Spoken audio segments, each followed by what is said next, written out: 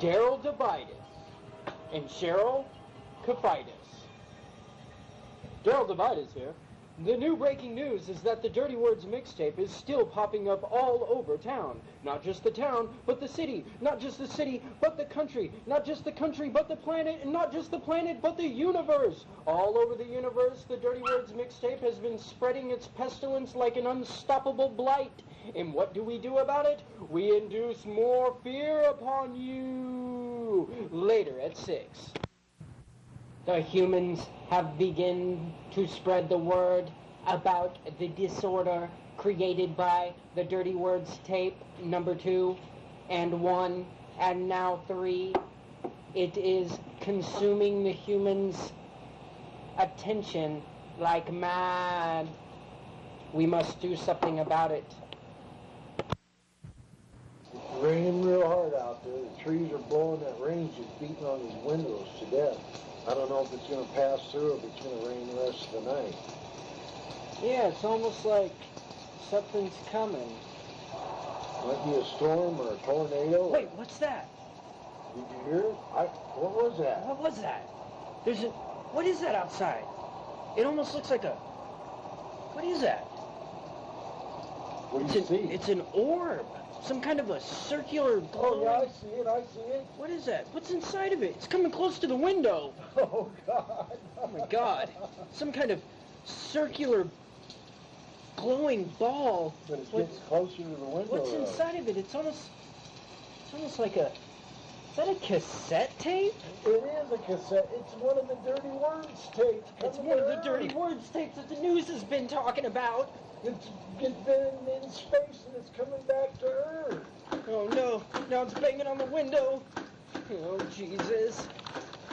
Honey, I think one of those Dirty Words mixtapes is trying to get in. It's Dirty Words tape mix number 1, 2, 3. Breaking news. A small cabin in the woods was the site of a devastating tragedy last night when a whole family was found vaporized into ash.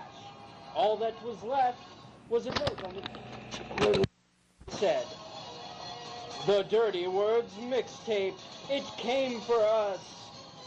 We'll be back with more scary shit to keep you up at night later at 6. 6. I don't know what y'all doing with all this rap and shit about cars, bars, and hars, and all that weird shit, but you need to get a rap going something else somewhere, because these raps on there ain't getting it. Well, what would you rap about? I don't know, maybe something like the Mothman? The Mothman? How about the... All I could see were these 2 red eyes. I met it. You met it. He said, "Do not be afraid."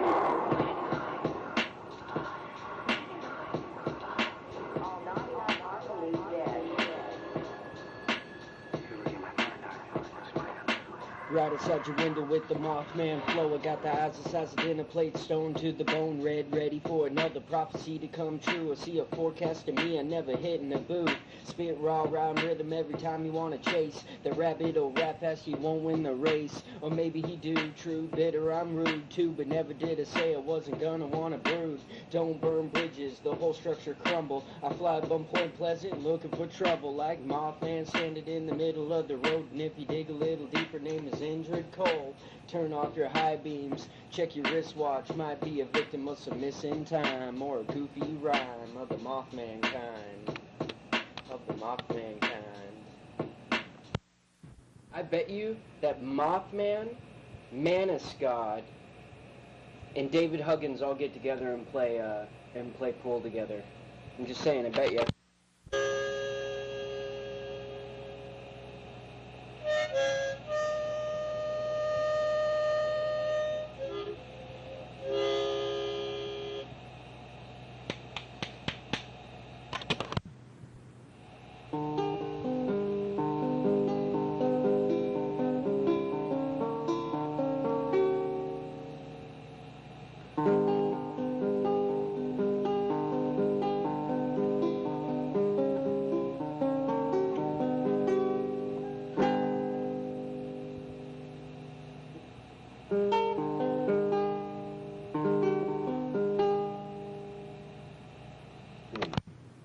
thing No, again? no. I'm just going to read the one juicy part.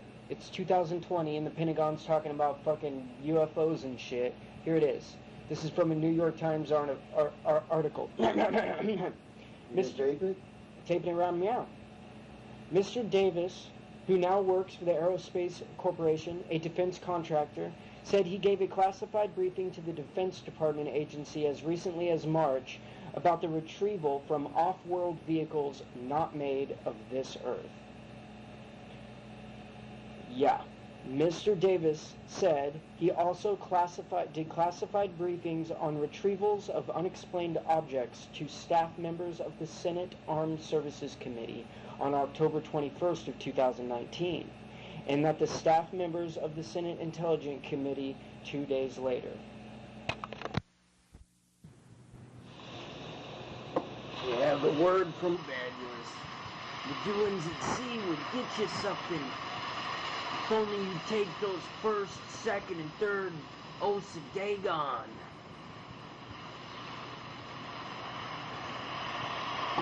There's also a talk of some kind of communication device that, if you harnessed its technology properly, you could transmit messages to the deep ones down there in the bottom. Some kind of device called a cassette tape.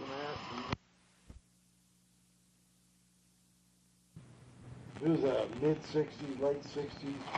Me and the guy was wanting to break into the RC Cola plant and see what we could find, see if we could get some RC.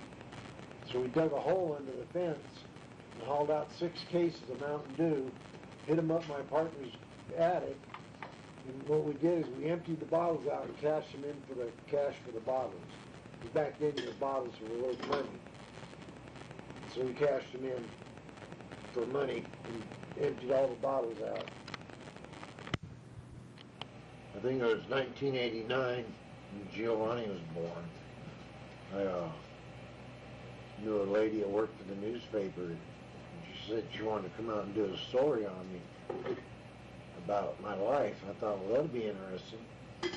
So C.A. Fuller was her name, and she brought her photographer with her.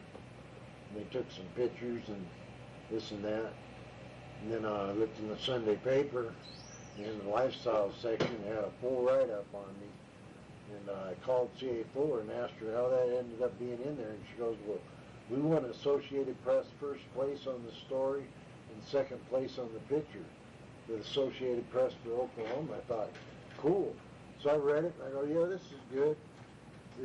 But we changed the name of the book to I Couldn't Cry, the True Story of John Folletti. And before it was Rough Sod. But the guy from a ghostwriter from Texas came down and wrote the book, and he did a shitty job, so I shit-canned it. So anybody that's got a copy of the one that says Rough Sod, that's the old copy. That isn't a good one. But the good one is I Couldn't Cry, the True Story of John Folletti. That's one that Betty wrote. But anyway, well, I was walking down the road one day, and I seen a graveyard. I thought, well, I'm wondering who's in that graveyard buried. All them people are just dying to get in there, kind of a joke about it. And then I saw this one grave plot that said Frankenstein. And I thought, well, I wonder what that could be. So I read the date on it, and hell, it was 100 years old. And something drew me to come back to it that evening. I went back and looked at the Frankenstein grave site, and I thought, well, I wonder if Frankenstein's wife is really buried in there. So then the next day, I got to thinking about it, and I thought, well, the only way I'm going to find out if he's buried in there is to try and dig her up and see. I thought, well, that wouldn't be the right thing to do. So I went ahead and thought about it. Thought, well, what I'll do, I'll just sit there on the grave and wait for the Frankenstein's wife to arrive. So that night, it was dark, the wind was blowing a little bit, nice breeze, and all of a sudden, up like a smoky cloud, out of the ground comes Frankenstein's wife.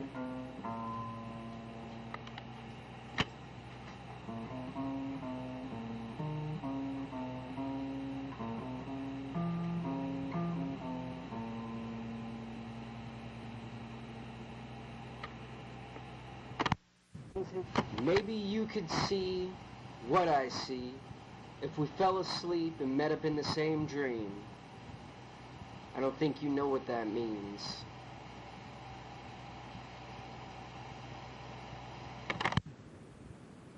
I was born back in January 1989. I'm only getting older, but it don't make me wise. I regret all that shit that I've read, because it's never gonna save me from myself or the deathbed. But I still light that candle and pace. But I still bet that rat for the cheese will win the race. Not me, though. I run it for the maze. Maybe chew through the wall to cut through some time. Cursed tape had been a beacon of atrocity-filled nightmares. Scenes of endless vistas of protoplasmic chaos. Endless, suffocating voids of time and space beyond the wall of sleep, beyond the realm of reality. I've seen a Shoggoth. I've seen a Shoggoth. Excuse me. Taking a beat to the back of the room and a beating it up with a beast to be better to bet on a bottle of oil embossed with the brand of a snake. Still not fast enough. All this money for war, but no money for change. The gain that they make off the pain of a slave. Trained to be a workaholic, just another robot. The most generic bitching anybody could ever do. But the fact is, it's true. And I'm still going on about it. A conversation that we know we all need to have. But that shit be uncomfortable like sex ed and stepdads. Like first jobs in rehab. But we gotta get through it. All this money for war, but no money for change. It's the game that they're making out the pain of a slave. This one's called What Was Truth. All I ever wanted was the lie. I wanted it, and I still want it. The lie. For me, so that I can sleep at night. An illusion of control. A paradise lost. I will dream tonight, and I'm sure of it. I will dream tonight and not remember, but maybe I will. See someone in that dream that will remember. The ghost outline of a caged and forgotten memory. All I ever wanted was the lie, just for me, so that I could sleep at night. What was the truth? So, what do you think the best dollar you've ever spent was? I'll tell you what. I know exactly what the best dollar I ever spent was on a fucking can opener at the dollar store. Had that motherfucker 4 years and it works as good as it did the first day I got it. Boy, this can opener does work good.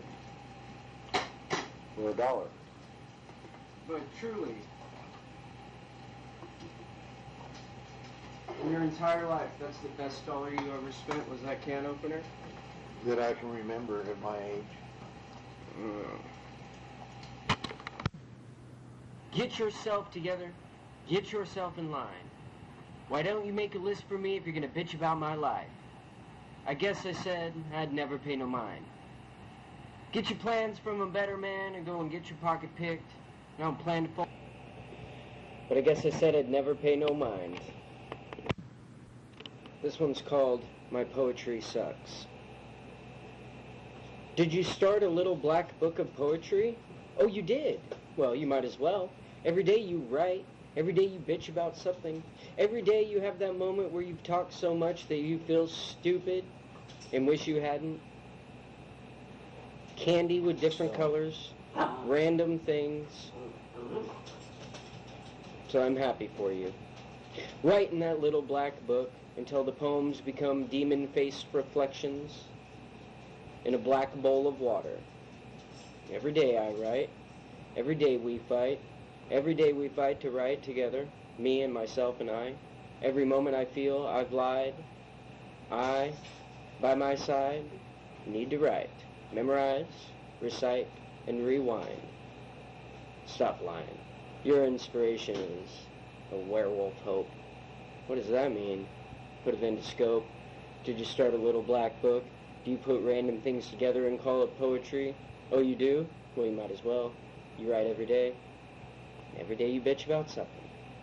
Every moment you've read to the point where you feel like you've read too much, and then you feel stupid about it afterwards.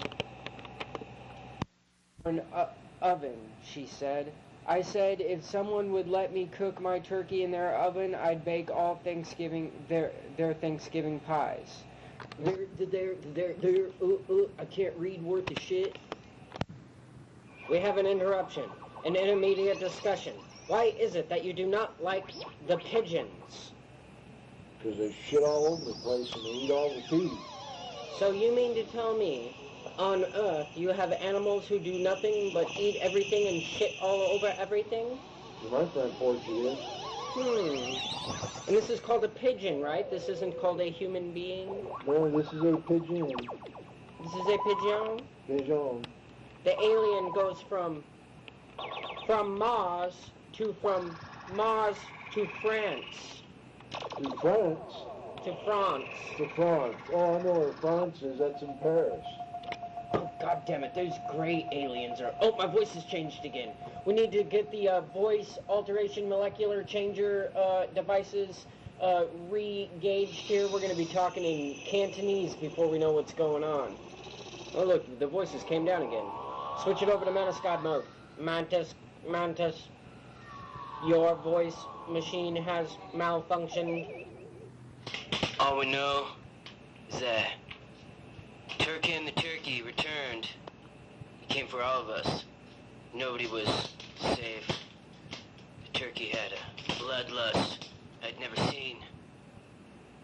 The bloodlust came and went, but in the height of its fever, he took out the entire human race. I've never seen such carnage, such debauchery. And even to this day, they say that Turkey and the turkey is living underground with the reptilians, and that someday he can return, and he'll come back. When he comes back, he's gonna put his foot in every single asshole of every single human being left alive. Here's the definition of debauchery: excessive indulgence in sensual pleasures. Carnal, relating to physical, especially sexual, needs and activities. Definition of phosphorescence: light emitted by a substance without combustion or perceptible heat. Debauchery. The carnal phosphorescence. See, that's how those work. I drifted deep into space. Like a black ocean. Red stars. I could see something piercing through it, something I knew only through my dream weaving and my dream walking as Azathoth, the great mindless beast at the end of time and space, the idiot god, the sleeper, the dreamer. I can hear the piping now, the endless, shrill flutes, demoniacal chaos of it. But I knew that closing my eyes would not prevent me. Yeah. Down with the sickness. In the bowels of hell. The broken trampolines. The dark spirit skies. The hallowed blue eyes. The reptilians hiding out Bigfoot.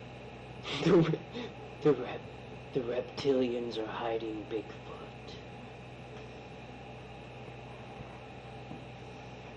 It's just the truth.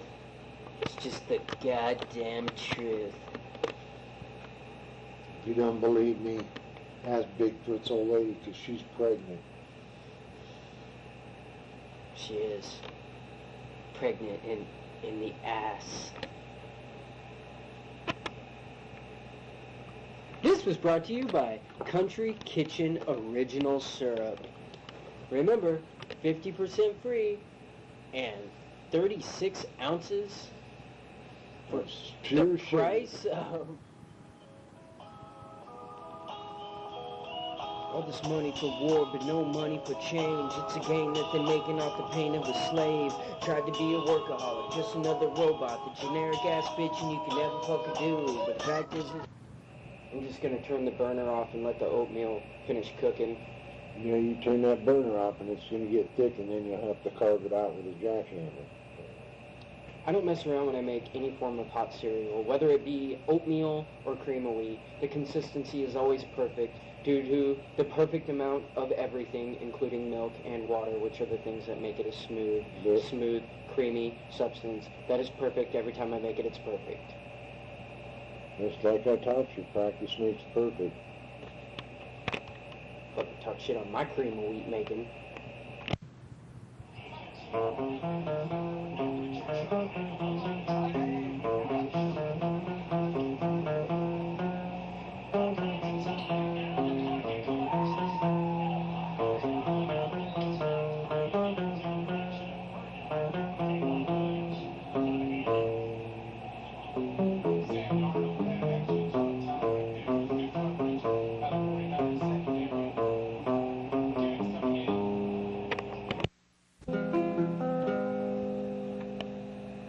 That's the sound of peeing in the background.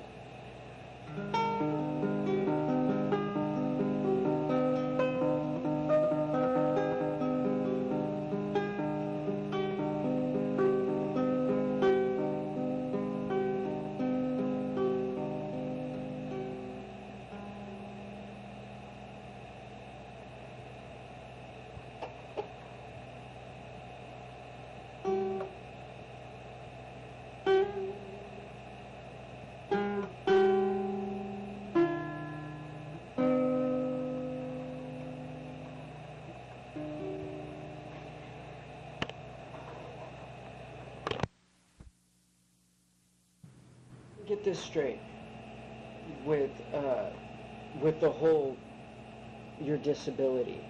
You had to go to court and fight to get your disability. Federal court. And the judge literally didn't believe that you were blind He denied most of my disabilities. and didn't believe that you had been paralyzed and stuff. So how did they not know that you were blind from the fact that you got out of the draft because you were blind? So was there not medical records that you lost one eye?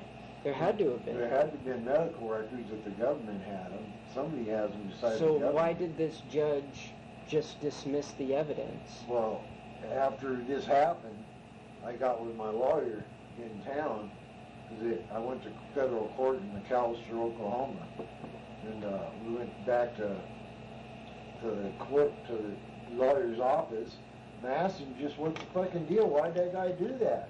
Because I ain't never seen that like that before, John, we'll file an appeal.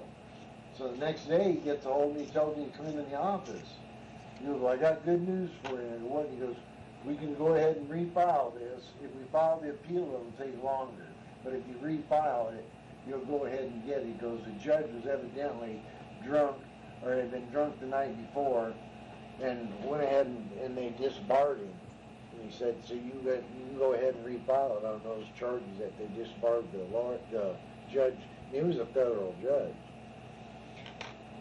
Yeah, that just seems like it's...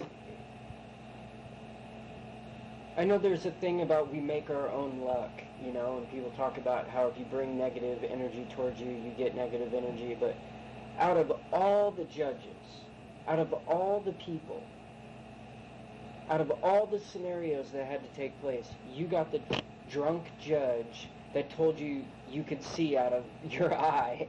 And that I had both lungs. And that you had both lungs, when it's clear that your eye is gone. Well, my medical that they submitted to the court had it all on there. That's just it. It was all on there in my medical report. And that was given to the government before I went to court.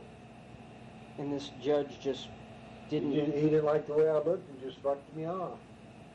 Well, that's one of many stories that you've told, you know, that... It's my luck. Well, I don't know about that, but it goes to show how the system doesn't work for some people, and the system is they're human beings that make these huge decisions for other people's lives. You know, that judge is just some guy. Just because he's a judge and he has the robe and he has all this stuff doesn't mean he still wipes his ass with toilet paper. Yeah, and like he else. was a fucking drunk judging you when it's obvious your eyes, everything that's scooped out of your head. You obviously have one lung, like you can put a stethoscope or whatever they call those things up to your lung and know that you don't have a lung on that side. Like, it just amazes me. And then people wonder why, you know, the government's fucked. And people who try to play it off like it isn't that way, that just hasn't been the experience of you. That hasn't been the experience of me and my experiences. And there isn't this, like, reliving of, like, your parent, like, people would say that I don't like the government. Oh, because your dad hates the government, you don't like the government. Well, we obviously live two totally different lives. Has that been told you, Jill? Oh, yeah. People used to tell me that when I was in school, you know, because they could tell that you were unconventional because of your tattoos and stuff like that. And so they think I'm just following in my dad's footsteps. Or is it more likely that the system in the government is fucked up? Well, they're both equally as likely, but I'm sorry. Stories like that just go to validate the amount of power that's given to those people is dangerous. Place your bets on a better man and go and get your pocket picked. I don't plan to fold on every turn and your patience makes me sick. We wake to work and they set the pace, and now my back is bent, but I guess I said I'd never pay no mind. I wake to spit on a dead man's grave when the dead man gives a shit. He wakes to walk on a poor man's back when the poor man climbs the fence. The day we die, we look behind and we see a life in chains. I guess I said I'd never pay no mind.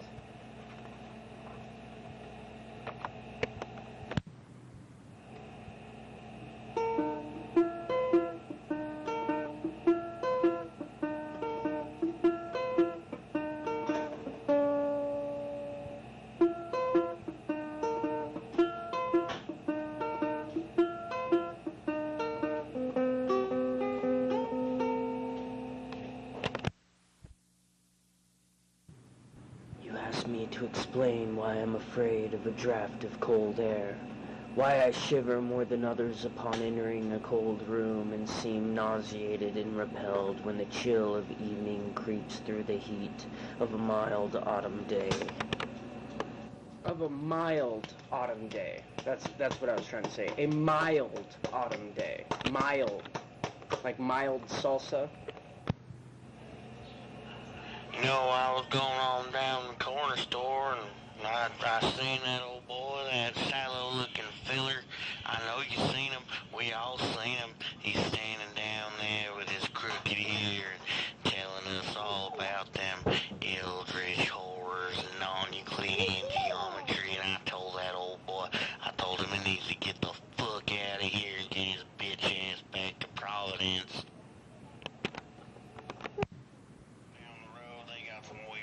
Plants growing up out in the front yard, and they're animals, and they just kind of weird in general. And them boys from Miskatonic came down with their fancy pants, poncy ass robes, and checking it out, see what they could find. They just left.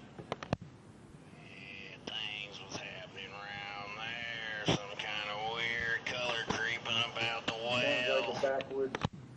I brought home her date.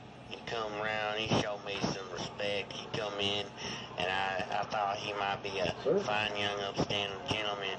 But then he came in, and I saw them gills in that fucking mouth, and he was a goddamn fish man. They all drove their old pop all the way from Dunwich up to their city. All for the reason to put me on some Maury Povich show just to find out my daughter's pregnant with the sugar. Yeah, that's alright, because I'm smoking my plane or I smuggled my gun on the plane, or smuggled my plane on the gun, whichever one it was. I just went ahead and I just whipped it out right there. Blew a hole right through that show goth having ass baby having ass how old girl of mine. Show came on through Arkham, and I brought in some family heirlooms I had from Kingsport, and they tried telling me that my family derived from Innsmouth, and I said, why don't you appraise this gun I brought too? I buy all my raw fish from the Arkham market. I don't go down and